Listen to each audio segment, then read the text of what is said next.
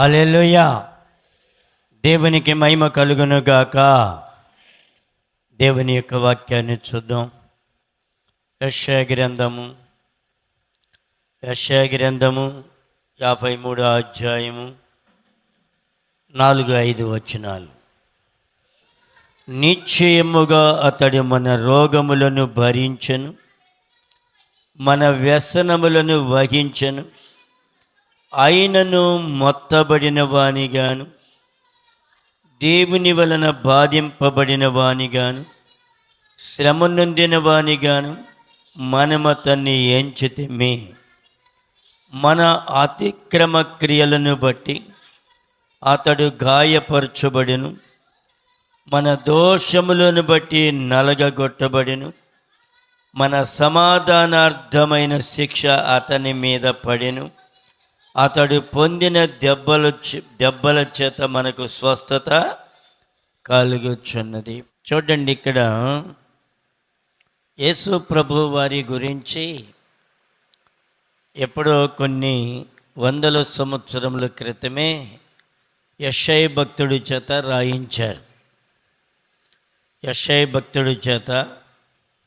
రాయించారు. చూడండి, దేవుని యొక్క సన్నిధిలో ఆయన మన కొరకు ఎన్నో శ్రమలు భరించారు. మనం భరించలేం. మనము ఒకళ్ళ శ్రమని మన మీద తీసుకుంటే మనం ఎలాగ అయిపోతామో తెలుసా? మనము కురీపిర్లాగా అయిపోతాం. కొన్ని సందర్భాల్లో ఎక్కడైనా ప్రార్థన చేసి వస్తే ఆ బాధ అంతా ఒక్కసారి నా మీద అలా పడిపోతే చాలా వేదన పడుతూ ఉంటాను. ప్రభా, ఇది నేను భరించలేను, మీరే భరించాలి ఇది. చూడండి, దేవుడు మన బాధలు, మన శ్రమలు, మన ఇరుకులు, మన ఇబ్బందులు అన్నీ ఆయన భరించడానికే యేసు ప్రభువారు ఇష్టపూర్వకముగా వచ్చారు ఇక్కడికి, ఈ లోకానికి. ఎలాగొచ్చారు? ఇష్టపూర్వకముగా వచ్చారు. ఎందుకంట ఆయనకి మన మీద ఉన్నటువంటి ప్రేమ. అందుకని అంటాడు, లోకమును ఎంతో ప్రేమించను. లోకం అంటే ఈ మట్టి మశానాన్ని లేకపోతే ఇళ్ళు వాకిళ్ళని కాదు. లోకం అంటే మనమే. మనలను దేవుడు ఎంత ప్రేమించాడో తెలుసా?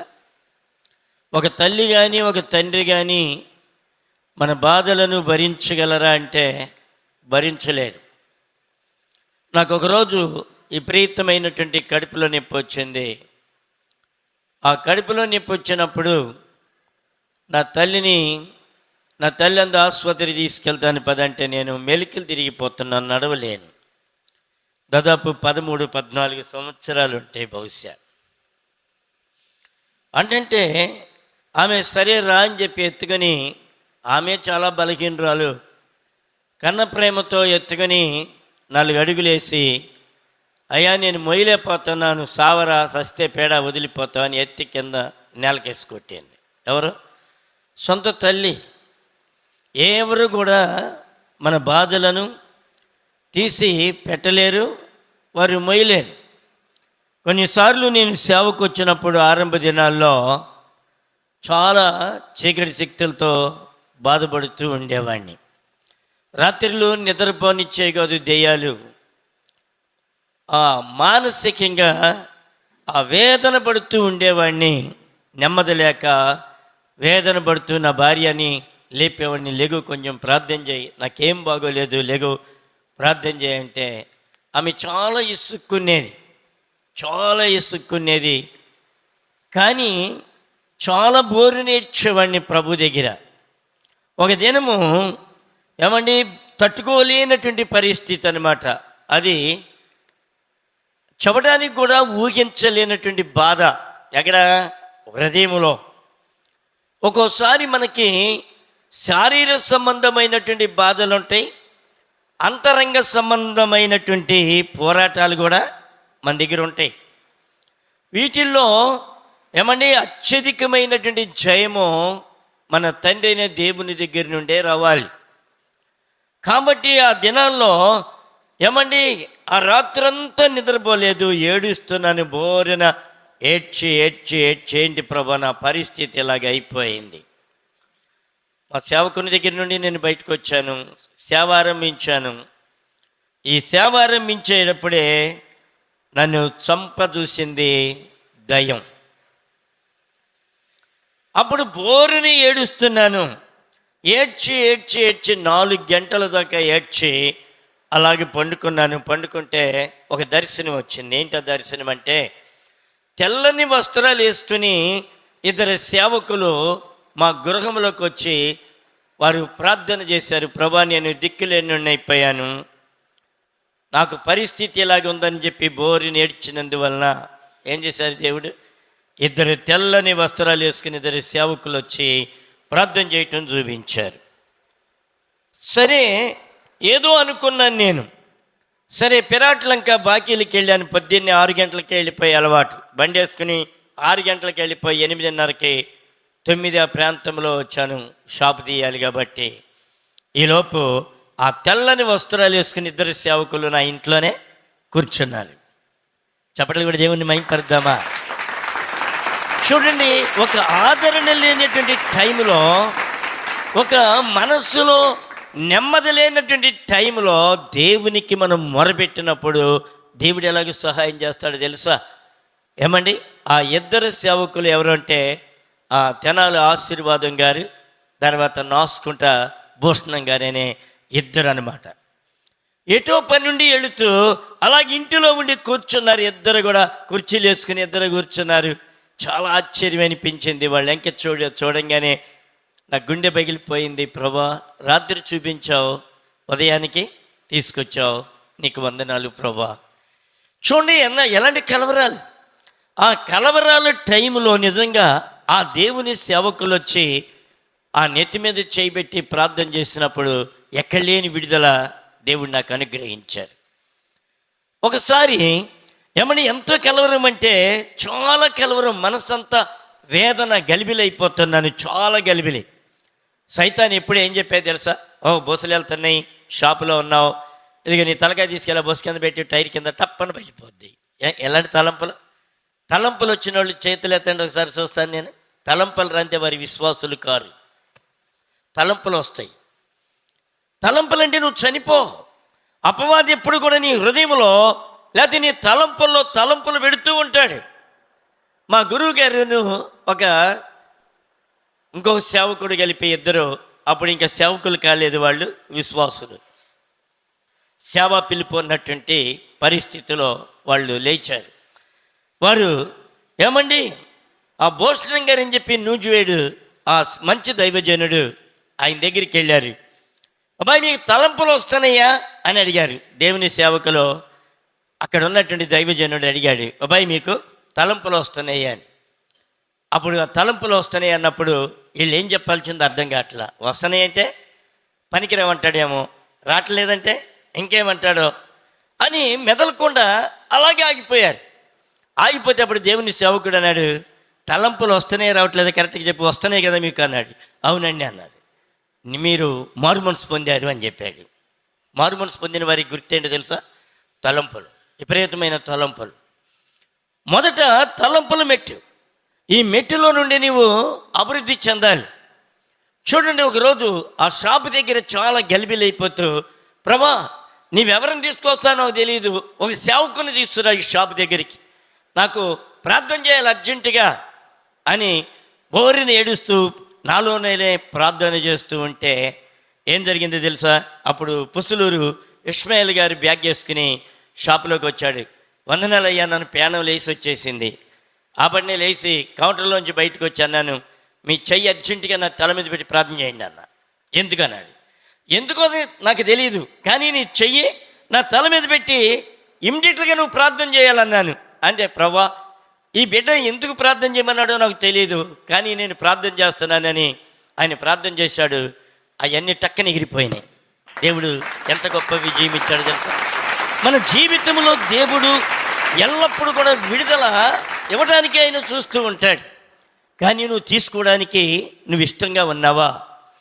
ఇక్కడ దేవుని యొక్క వాక్యంలో మనం చూస్తే నిశ్చయముగా అతడు మన రోగములను భరించను. ఎవరు? నీ తల్లి భరించిందా? నీ తండ్రి భరించాడా? నీ తోబుట్టువులు భరించారా? ఏం భరించరు. నీ దగ్గర ఉంటే తింటాం వరకే సెట్ అవుద్ది, కానీ భరించడానికి సెట్ కాదు. అందుకని ఎఫెసీ 2లో ఏమంటాడు? మీ అపరాధముల చేతను మీ పాపముల చేతను మీరు సచ్చిన వారై ఉండగా. ఏమని మనం ఎలాగైపోయాం? చచ్చిపోయాం. మన పాపముల చేత ఎప్పుడైతే నువ్వు పాపంలో పడ్డావో, ఎప్పుడైతే నువ్వు దోషం కట్టుకున్నావో అప్పుడే చచ్చిపోయావు. ఆ చచ్చిపోయినప్పుడు దేవుడు ఏం చేశాడు? దేవుడి వైపు తిరిగినప్పుడు ఆయన క్రీస్తుతో కూడా నిన్ను నన్ను ఏం చేశాడు? బ్రతికించాడు. చూడండి, బ్రతికించాడు. ఎవరైనా కానీ మన అమ్మ నాన్నలు మనం బ్రతికించగలరా? మన కులం మనం బ్రతికించగలదా?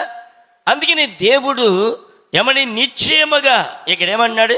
మన అతిక్రమ క్రియలను బట్టి అతడు గాయపరచబడిన, మన దోషములను బట్టి నలగగొట్టబడిన, మన సమాధానార్థమైన శిక్ష అతని మీద పడెను. అతడు పొందిన దెబ్బల చేత మనకు స్వస్థత కలుగుచున్నది. ఏం కలుగుతుంది మనకి చెప్పండి? ఇప్పుడు స్వస్థత ఎక్కడి నుంచి వస్తుంది? ఆయన నలిగినటువంటి ఏమండి, ఆయన నలిగిన దేహములో నుండి మనకి స్వస్థత వస్తుంది. ఆయన నలిగినటువంటి ఏమండి ఆ స్థితిలో నుండి ఒక మైనపొత్తిని మనం వెలిగించాలి అక్కడ పెట్టినప్పుడు ఏమండి అది అనేకులకి కాంతి ఇచ్చి ఏం చేస్తే తన తానే కరిగించుకుంటుంది. యేసు ప్రభు వారు చేసింది కూడా అదే. నీకు నాకు నీ రోగం పోవడానికి కొరకు, లేకపోతే నీ అతిక్రమాలు పోవడం కొరకు ఆయన తను తానే రిక్తుడిగా అయ్యి కరిగిపోయాడు. కాబట్టి ఇక్కడ 8వ వచనం మనం చూస్తే అంటాడు ఏమని, అన్యాయపు తీర్పు నొందిన వాడై ఏమని కొనిపోబడెను. అతడు నా చేనుల అతిక్రమమును బట్టి మొత్తబడెను. ఎలాగయ్యాడంట? మన అతిక్రమాలను బట్టి ఏమైపోయాడు? మొత్తబడ్డాడు. చూడండి, దేవుడు ఎంత కృప కలిగిన వాడు. ఏమండి ఇంకేమన్నాడు? 11వ వచనంలో అతడు తనకు కలిగిన వేదనను చూచి తృప్తి నొందెను. నీతిమంతుడైన నా సేవకుడు జనుల దోషమును భరించి తనకున్న అనుభవ జ్ఞానము చేత అనేకులను ఇప్పుడు ఏం చేశాడంటే చెప్పండి, నిర్దోషులుగా చేశాను. లేకపోతే నువ్వు నేను నిర్దోషులువేనా? చెప్పండి, నువ్వు నేను ఎప్పుడు నిర్దోషులం కావు. దేని చేత నువ్వు బలి? ఒక గొర్రెపోతుని అర్పించిన, కోడి అర్పించిన, కుక్కని అర్పించిన, ఎద్దుని అర్పించిన, ఏమడి విడుదల లేని జీవితం, మాటి జ్ఞాపకములు, ఆ పాపములు మరలా మొట్టమొదట మనకి జ్ఞాపకం వస్తూనే ఉండే ఏటేటా బలులు అర్పించినప్పటికీ కూడా ఏమండి ఆ పాత జీవితం అనేది జ్ఞాపకం వస్తూనే ఉండేది. యేసు రక్తములో ఏం చేశాడు? ఆయన మన ప్రతి పాపము నుండి మనల్ని ఏం చేశాడు? విడిపించాడు. మన దోషముల నుంచి విడిపించాడు. మన దోషముల నుండి, మన అతిక్రమాల నుండి. నేను మారు మనసు పొందిన క్రొత్తలో నాకు ఒక దర్శనం వచ్చింది. ఆ దర్శనం చాలా ఏమండి బాగా ప్రార్థన చేసి పండుకుంటే ఏమండి ఇతర దేశాల నుంచి 2 పోలీసు వారు వచ్చారు. 2 పోలీసులు వచ్చి నన్ను తీసుకుపోవడానికి, ఎక్కడికి? ఆ దేశంలో ఇతర దేశాల్లో నన్ను ఖైదీగా చేయటానికి. మన చోట అయితే మన ఇండియాలో కానీ మన ఆంధ్రాలో కానీ మనం జైల్లో ఉన్నానికి ఎవడొకడు ఇడిపిస్తాడు, అవునా? ఎవడొకడు జామీన్ ఉంటాడు. కానీ ఇతర దేశాల్లోకి వెళ్తే ఎవడైనా ఉంటాడా? మనకి చాలా కష్టం, ఇక బయటికి రాము. అందుకని అప్పుడప్పుడు మన జాలర్లు ఆ సముద్రంలో అద్దు దాటి ఆ నీళ్ళ మీద తెలియక అవతల భాగంలోకి వెళ్ళినప్పుడు వాళ్ళు ఏం చేస్తారు? వెంటనే అర్జెంటుగా తీసుకెళ్ళి వాళ్ళని పట్టుకొని లోపల పెట్టేస్తారు. వాళ్ళు బయటకు వచ్చేటప్పటికి కొన్ని సంవత్సరాలు పడుతుంది. చూడండి, అలాగూ ఆ పోలీసు వారు వచ్చారు. వచ్చిన తర్వాత ఏమండి నా దగ్గరికి వచ్చారు. పలానాయన ఎవరు? నా పేరు చెప్పి అడుగుతున్నారు. పలానాయన ఎవరు? ఆయన ఏమండి ఆయన్ని వెంటనే అరెస్ట్ చేయాలి, ఆయన దొంగ ఎవరు అని చెప్పి నా దగ్గరికి వచ్చినప్పుడు ఏమండి యేసు ప్రభు వారు ముళ్ళ కిరీటం పెట్టి 2 చేతులు వెనకాల కట్టివేయబడి ఏమండి మౌనుడై అలాగే నిలబడి ఉన్నాడు. అటువైపు తిరిగి నా దగ్గరికి వచ్చారు. ఎవరు? పలాని వ్యక్తి ఎవరంటే నేను అంటున్నాను, ఆయనే దొంగ, నేను కాదు. ఆయన ఎవరి మీద పెట్టాను? నా భారము దేవుని మీద వేశాను. అప్పుడు వెంటనే మెలకు వచ్చింది. చాలా వేదన పడ్డాను, ఏడ్చాను. ఆ రాత్రంతా ఏడ్చాను ప్రభు దగ్గర. అయ్యా, నేను దొంగనై నిన్ను దొంగ చేశాను ప్రభా, నన్ను క్షమించండి అని చాలా వేదన పడ్డాను. ఉదయాన్నే దేవుని సేవకుని దగ్గరికి వెళ్ళి, అయ్యా ఇలాగ జరిగిందని చెబితే చాలా మంచి పని. ఎందుకంటే నేను ఆ దోషములన్నీ ఆయన భరించడానికే వచ్చారు, ఆయన భరించడానికి. అందుకని అంటాడు, లోక పాపములో మోసుకొని పోవచ్చున్న దేవుని గొర్రె పిల్లగా యేసు ప్రభు వారి లోకానికి వచ్చారు. నేను ఆ దోషములన్నీ ఏం చేస్తున్నారు, ఆయన మీద వేసుకుని ఆయన మోస్తూ ఉన్నారు. మత్తయి సువార్త 8:17 మనం చూస్తే 8:17 ఆయన మాట వలన దెయ్యములను వెళ్ళగొట్టి రోగములెల్లా స్వస్థపరిచెను. దేన్ని బట్టండి? ఆయన మాట వలన. ఆయన మాట ఇస్తే చాలు. నీకు ప్రభు దగ్గర మాట తీసుకోగలుగుతున్నావా? ప్రభు దగ్గర ఒక మాట, ప్రభా మీరు మాట ఇస్తే ఏమన్నాడు, నా దాసుడు స్వస్థపడతాడయ్యా, నువ్వు నా ఇంట్లోకి రావడానికి కూడా నేను యోగ్యుడిని గాను అర్హుడిని గాను, కాబట్టి నువ్వు ఒక మాట మాత్రం సెలవివ్వు నాకు చాలు. దేవుని యొక్క మాటను నువ్వు తీసుకుంటే నీ లైఫ్ అంతా బాగుంటుంది. అందుకని అంటున్నాడు ఇక్కడ, ఆయన మాట వలన దెయ్యములను వెళ్ళగొట్టి రోగులనెల్లా స్వస్థపరిచెను. అందువలన ఆయనే మన బలహీనతలను వహించుకొని మన రోగములను భరించనని ప్రవక్త అయిన యెషయా ద్వారా చెప్పబడినది నెరవేరేను. చూడండి, ఒక్క మాట యేసు ప్రభు వారు ఒక్క మాట చెబితే ఆ మాటకి ఏమన్నాడు, ఏమని, దెయ్యమా ఈ బిడ్డని యేసు నామములో, ఏమని, దెయ్యమా పో ఈ బిడ్డ నుండి విడుదల పొందమన్న అడిగినప్పుడు ఏమంటే అనేకుల్ని అపవిత్రాత్మలు వదిలిపెట్టి పారిపోయినాయి. అలాగే నా జీవితంలో కూడా దేవుడు గొప్ప కార్యం చేస్తూ ఉంటాడు. ఆయన మీద ఆధారపడేటువంటి మనస్సు నీకుంటే నీకు వచ్చే ప్రతి రోగము నుండి దేవుడు విడిపిస్తాడు. నువ్వు దేవుని మీద ఆధారపడాలి. అందుకని అంటాడు రోమా 4, చూడండి, రోమీయులకి రాసిన పత్రిక 4:25 దయచేసి సహాయం చేయండి. 4:25 చూడండి, ఇక్కడ ఏమన్నాడు, ఆయన మన అపరాధముల నిమిత్తము అప్పగింపబడి, దేని చేత అప్పగించబడ్డాడు? మన అపరాధముల చేత, మన దోషముల చేత ఆయన అప్పగించబడ్డాడు. చాలామంది ఇది అనుకోరు, ఎవడో ఎంతమంది భూమి మీద ఉంటే నా కొరకే యేసు ప్రభు సిలువేయబడ్డా? అవును, నీ కొరకే సిలువేయబడ్డాడు, నా కొరకే సిలువేయబడ్డాడు. ఏమండి, నీ కొరకే యేసు సిలువేయబడ్డాడు. ఎందుకు నువ్వు యేసుని ఇంక నువ్వు దుఃఖపరిచే వ్యక్తిగానే ఉన్నావు. అయ్యో, నా కొరకు ఏమండి మరలా నువ్వు సిలివేసేటువంటి వ్యక్తిగా ఉన్నావా? ఏమండి మరలా సిలివేయబడినటువంటి వ్యక్తిగా ఉన్నావా? నీ జీవితం మార్చబడాలి. అందుకని అన్నాడు ఇక్కడ, ఏమన్నాడు, మన అపరాధముల నిమిత్తము అప్పగింపబడి మనము నీతిమంతులుగా తీర్చబడుటకై లేపబడెను. చూడండి, మన కొరకు మన అపరాధముల నుండి మనం విడిపించి మనల్ని నీతిమంతులుగా చేయడం కొరకు. నీతిమంతులుగా ఎవరైనా చేసేవాళ్ళు ఉన్నారు ఈ లోకంలో? చెప్పండి. నీతిమంతులుగా, నిర్దోషులుగా.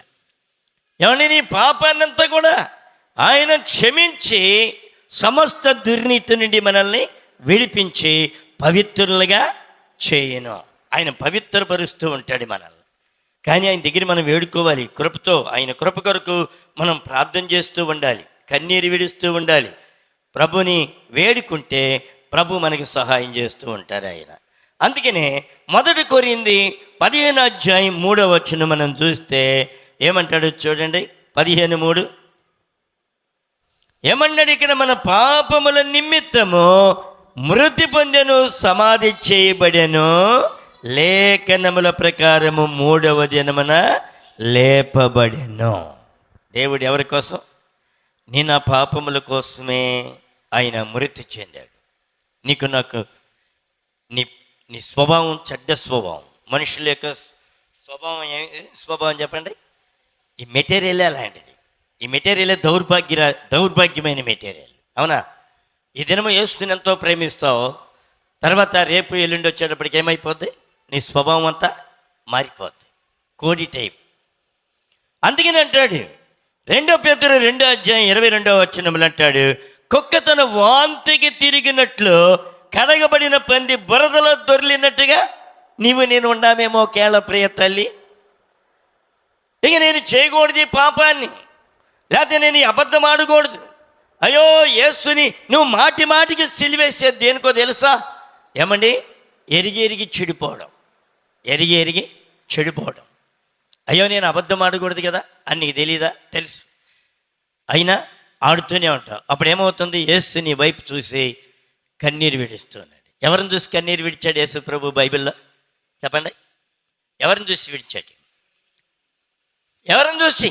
పేతురు అబద్ధం ఆడాడు, నేను ఎరగను అన్నాడప్పుడు పేతురు వైపు యేసు ప్రభు వారు చూసి ఏం చేశాడు? అలాగ చూసి కన్నీళ్ళు పెట్టుకున్నాడు. అప్పుడు వెంటనే జ్ఞాపకం వచ్చేసింది యేసు మాటలో. జ్ఞాపకం వచ్చి పేతురు బయటికి వెళ్ళి చాలా పశ్చాత్తాపడి ఏడ్చాడు. నేను ఆ జీవితంలో కూడా నువ్వు అబద్ధం ఆడినప్పుడు, మోసకరమైన జీవితంలో ఉన్నప్పుడు, ఏమండి నీ తలంపులు చెడిపోయినప్పుడు, నీ ఆలోచనలు చెడిపోయినప్పుడు, ఏమండి నీకు ఇవ్వబడిన దాన్ని హద్దుని మీరి మరొక హద్దులోకి నువ్వు వెళ్ళినప్పుడు దేవుడు నిన్ను చూసి ఏం చేస్తున్నాడు తెలుసా? ఏడుస్తున్నాడు. వృద్ధాగా కడిగానే ఈ బిడ్డని, నేను వృద్ధాగా కడిగానే ఈ బిడ్డని, అయ్యో కరెక్ట్గా ఉన్నా బాగుండేది అని దేవుడు నిన్ను బట్టి నన్ను బట్టి ఏడుస్తూ ఉంటాడట. ఆయన ఏడిపిస్తున్నావా? ఇంకా ఆయన నీ హృదయం దగ్గరికి వచ్చి తట్టుచున్నాడు. అందుకేనంటాడు, ఏమన్నాడు?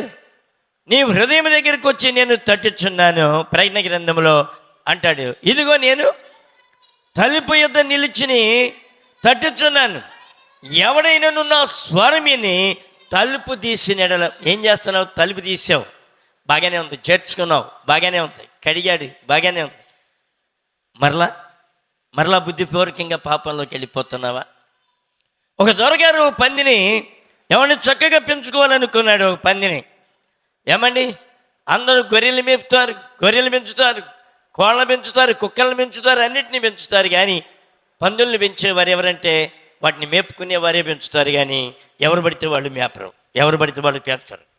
కాబట్టి దొరగారికి చాలా ఏమండి దాన్ని చూడంగానే చాలా ముచ్చటేసింది. ఏమండి ఆ పందిని తీసుకుని వచ్చాడు, బాగా మంచి సోపుతో, కాస్ట్లీ సోపుతో స్నానం చేయించాడు, దానికి ఒక డ్రెస్ కుట్టించాడు టైలర్ దగ్గరికి వెళ్ళి. ఏమండి తర్వాత దానికి మంచి పట్టుపరుపు, ఏమండి దానికి ఒక మంచి బెడ్, దానికి మంచి ఏమండి పాత్రలో తినడానికి మంచి ఆహారం, టేబుల్ మీద ఆహారం. చూడండి దాని యొక్క జీవితమే, దాని లైఫే మారిపోయింది. దానికి ఏమండి మెళ్ళో ఒక హారాన్ని చేయించాడు, గొలుసుని, ముక్కుకి మంచి కమ్మిని పెట్టాడు. ఏమండి అలాగూ దానికి ఒక ఇంగ్లీష్లో మంచి పేరు ఒకటి పెట్టాడు. ఆ పేరు పెట్టి ఈయన పిలిచినప్పుడల్లా అని చెప్పి అది కూడా వెనకాల వెళుతూ ఉండేది. అబ్బా చాలామంది ఆశ్చర్యపోతూ ఉండేవారు. రోజు కాసేపు ఆయన నేమ్ రావటం కొరకు, ఆయన పేరు రావటం కొరకు, అయ్యో ఈయన చూడండి ఎవరు పందంటే ఊరుకోడినా, ఎందుకు ముద్దు పేరు పెట్టుకున్నాడు దానికి.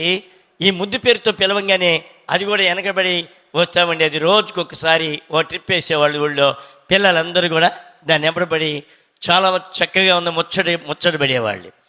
ఏమంటే ఒక రోజు ఏమంటే అలాగే దొరగారి ముందెళ్ళిపోతున్నాడు, ఈ పంది వెనకాల వెళుతూ ఉంది. చాలా నీట్గా ఉంది, ఎవరైనా దాన్ని తాగడానికి వీలుగా ఉండేలాగా చక్కటి రూపం ఏర్పాటు చేశాడు ఆ దొరగారు. కానీ ఇప్పుడు అక్కడ బురదలో 2 పందులుండి, ఆ 2 పందులు తమ భాషలో ఏమంటే ఆ మురుగుడు ముట్టితో పైకి లేపి ఆహ్లాదకరంగా అవి అరుస్తూ ఉంటే దీనికి కూడా ఎక్కడ లేని ఊపు వచ్చి ఏం చేసింది? అమాంతంగా పరిగెత్తుకుంటూ వెళ్ళి అందులో పడిపోయి ఇది కూడా దొరిలింది. దాని యొక్క విలువ తెలిసిందా? నీ జీవితంలో నీకు మారు మనసు ఇచ్చాడు, నీకు రక్షణ ఇచ్చాడు దేవుడి. నీ జీవితానికి పాపిష్టి బ్రతుక్కి ఏమని మంచి లైఫ్ను అనుగ్రహించాడు ఆయన. నీకో పేరు కలగజేశాడు, ప్రఖ్యాతిని ఇచ్చాడు, నీకో నూతనమైన పేరు పెట్టాడు దేవుడు. కానీ దాన్ని నిలుపుకోగలుగుతున్నావా? ఆ పందిలాగా ఇంకా బొరలాడేటువంటి స్వభావం నీ జీవితంలో ఉందా ప్రియ తల్లి? దేవుడు నన్ను పట్టుకుని ఎన్నుకొని ఏర్పాటు చేసుకుని ఒక మంచి రూపురేఖలు నీకు ఇవ్వాలని ఆయన ఆలోచన చేస్తుంటే ఆయన ఆలోచన నువ్వేం చేస్తున్నావు అనేది దేవుడు నిన్ను అడుగుతూ ఉన్నాడు. అందుకనే యెషయా గ్రంథము 57వ అధ్యాయము, దయచేసి సహాయం చేయండి, 57వ అధ్యాయం 16-17 వచనాలు. ప్రభు అంటున్నాడు, నేను నిత్యము పోరాడువాడును కాను. ఎల్లప్పుడూ కోపించువాడును కాను. ఏమండి, దేవుడు ఎల్లప్పుడూ నీతో పోరాటానికి ఇక ఏం పోరాటం లేదా ఆయనకి? ఏమ్మా, నీతో పోరాడతా కూర్చోడానికి ఇక ఏ పోరాటం లేదా ఆయనకి? చూడండి, నేను పోరాడువాడును కానీ ఎల్లప్పుడూ కోపించువని. నీ బిడ్డలు నేను 9 మాసాలు మోసావు, కన్నావు, పెంచావు, ఏమండి వారిని బాగా చదివించావు, వారికి మంచి బట్టలు ఇచ్చావు, వారికి ఎంతో శుభ్రంగా చూస్తున్నావు. ఎప్పుడు అరుస్తావా నీ బిడ్డ మీద? చెప్పండి, ఎప్పుడు అరుస్తారా? ఎప్పుడు అరుస్తారు? వాళ్ళు తప్పు చేసినప్పుడు, వాళ్ళు రాంగ్ రూట్లో వెళ్ళినప్పుడు అరుస్తారు, కొడతారు, తిడతారు. నా ఇంట్లో నుంచి చెప్పండి, మీరు ఆడే డైలాగులే, నాయి కాదు ఏంటి, నా ఇంట్లో నుంచి వెళ్ళిపో అని అంటారు. మరి దేవుని మాట వినకపోతే, దేవుడు చెప్పింది మనం చేయకపోతే దేవుడు ఏమంటాడు? దేవుడు కూడా అలాగే మనకి పనిష్మెంట్ ఇస్తూ ఉంటాడు అప్పుడప్పుడు. ఎలా పనిష్మెంట్? లాగిపెట్టి 2 దెబ్బలు కొడుతూ ఉంటాడు. ఆ దెబ్బలకే నువ్వు గింగిరాలు తిరిగి నేల మీద పడిపోతావు. తెలుసా? దేవుణ్ణి మహిమపరుస్తున్నావా? దేవుణ్ణి గణపరుస్తున్నావా? దేవా, నాయనా, నీకు అనుకూలంగా నేను జీవిస్తాను, నేను అనుకూలంగా బ్రతుకుతాను. ఎందుకనంటే నా కొరకు నా పాపమంతా తీసేశారు, నన్ను పశ్చాత్తాపనిగా చేశారు. ప్రభు, ఈ రక్షణ నేను ఎక్కడ పోగొట్టుకోనియొద్దు అని నువ్వు ఎలుగెత్తి ఏడ్చేటువంటి వ్యక్తిగా ఉండాలి. నీ రక్షణ నిశ్చయితను నేను మరలా మురికెంటుకోకుండా జాగ్రత్తగా కాపాడుకోవాల్సిన బాధ్యత నీ మీద ఉందని నువ్వు గ్రహించాలి. అందుకని ఇక్కడ అంటున్నాడు, ఏమన్నాడు? నేను నిత్యము పోరాడువాడను కాను ఎల్లప్పుడూ కోపించువాడను కాను. అలా గుండెని ఎడల నా మూలముగా జీవాత్మ క్షీణించిపోవును. ఎవరిలోని జీవాత్మ? మనలో ఏం పెట్టాడు? జీవాత్మ పెట్టాడు. మనలో జీవాత్మ పెట్టాడు. ఆ జీవాత్మ ఏమైపోద్దంట? క్షీణించిపోద్దంట. జీవాత్మ క్షీణించిపోతే నీకేమొస్తాయి? ఎప్పుడు చూసినా నిరుత్సాహం. చాలామంది అంటారు, ఇంకేముందులేండి మా బ్రతుకు, ఇంకేముందులేండి, అయిపోయిందిలేండి, ఇంకేముందులేండి. చూడండి, ఏంటి ఇదంతా? నిరుత్సాహం. ఇక అయిపోయింది, మన లైఫ్ అయిపోయింది, ఇక లైఫ్ లేదు, నా అయిపోయింది, మన లైఫ్ అంతా పతనం అయిపోయింది, ఇంకేముందులేండి. అబ్బా, దేవుడు కుటుంబానికి ఎంత మేలు చేసేవారంటే, నా భార్య అనేది, అయ్యా ఈ కుటుంబానికి ఎప్పుడు సనుగుడు పోదయ్యా అనేది. ఎప్పుడు ఏమని సనుగుడు? చాలామందికి ఏంటి సనుగుడు అనమాట. అసలు ముందు పుట్టేటప్పుడు వీళ్ళు సనుగుడితో పుట్టారేమనుకుంటాను నేను కదా. చూడండి, చాలామంది సనుగుడు అనమాట. దేవుడు నిజంగా ఆ కుటుంబంలో ఎన్ని కార్యాలు చేసేటప్పుడు ఇంకేముందిలే. అబ్బా, వెళ్ళినటువంటి నాకు, నా భార్యకు కూడా నిరుత్సాహం వచ్చేసేది. అలాంటి వాళ్ళతో మాట్లాడినా ఏమొస్తుంది మనకి చెప్పండి? నిరుత్సాహం వచ్చేస్తుంది. ఎందుకు? వారి జీవితం అంతా నిరుత్సాహంతోనే ఉంది. ఏమండి, యుద్ధ రంగంలోకి ఎవడైనా వెళ్ళాడు, దండులోకి వెళ్ళినప్పుడు నిరుత్సాహంతో ఉండి పాల్గొంటే వాడు గెలుస్తాడా? చెప్పండి, గెలుస్తాడా? ఆ రన్నింగ్ చేయాలి, ఏం గెలుస్తానులే, నేను ఇంతమందిలో నేను బోడోని, నేను ఎంత అనుకుంటే ఆడు ఇంటికాడ ఉంటాం మంచిదిగా కదా. రన్నింగ్లో ఏం చేయాలి? నేను కూడా గెలుస్తాను అనేటువంటి తీర్మానం కలిగి, ఏమంటే ఒకసారి కాబట్టి రెండోసారి కాబట్టి మూడోసారి నువ్వు గెలిచి తీరుతావు. నీకు ఆ లోపల ఉన్నటువంటి ఆశని బట్టి. ఆశ ఉందా? దేవుని దగ్గరికి వచ్చే నీకు ఆశ ఉందా ప్రియ తల్లి? దేవుడు నన్ను పైకి లేపుతున్నాడు. దేవుడు నీ విశ్వాసం మాట్లాడుతున్నావు. నీ జీవితంలో నిన్ను నీవే శపించుకుంటా, ఈ పాడు బ్రతికే కన్నా సస్తే బాగుండు. నిజంగా చచ్చిపోతావు.